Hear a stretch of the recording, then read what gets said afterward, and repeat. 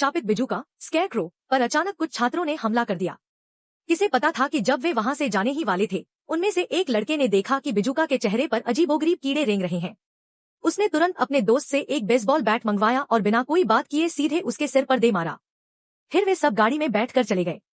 लेकिन जो किसी ने नहीं सोचा था वो यह कि रात को नशे में धुत सांग बियाओ किसी अज्ञात कारण से फिर से उसी मक्के के खेत में आ गया।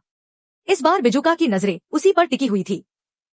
सांग बियाओ, जो निडर था, खेत में घुसकर एक टोकरी भर अंडे चुरा लाया और जाते जाते उसने बिजूका को एक जोरदार लात भी मार दी। इस हरकत ने बिजूका को पूरी तरह गुस्से से भर दिया। सांग बियाओ को क्या पता था कि उसके लिए अब दुखद अंत करीब है। खेत में थोड़ी दूर घूमने के बाद उसे हैरानी हुई कि वह फिर से उसी बिजूका के सामने आ खड़ा हुआ। अब वह बुरी तरह डर चुका था। जब उसने वहां से भागने की कोशिश की तो देखा कि पेड़ से बंधा हुआ बिजूका गायब था।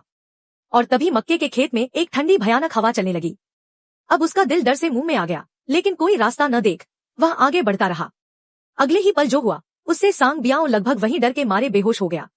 उसके कुछ समझ में आने से पहले ही बिजूका चमत्कारिक ढंग से फिर से जिंदा हो गया। अब उसकी सारी शराब उतर चुकी थी और वह पागलों की तरह जान बचाकर भागने लगा। लेकिन शापित बिजूका उसे इतनी आसानी से छोड़ने वाला नहीं था।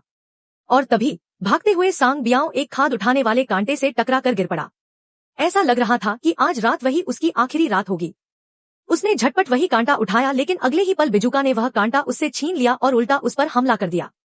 अजीब बात यह थी कि सांग बियाओ को खून तो नहीं निकला, मगर उसके शरीर से घास और भूसा उगने लगा। इसी तरह वह डरावने खेत से बाहर तो आ गया, लेकिन अब बहुत देर हो चुकी थी। फिर जो हुआ वह और भी डरावना था। सांग बियाओ के मुंह से अचानक भूसे की एक पूरी गांठ बाहर निकल आई। उसका चेहरा तेजी से बदलने लगा। उसके बाएं हाथ की त्वचा को भूसे ने चीर डाला। अब वह पूरी तरह हैरान परेशान था। पलक झपकते ही अगली सुबह हो गई। दो छात्र जब मक्के के खेत में खेलने आए तो उन्होंने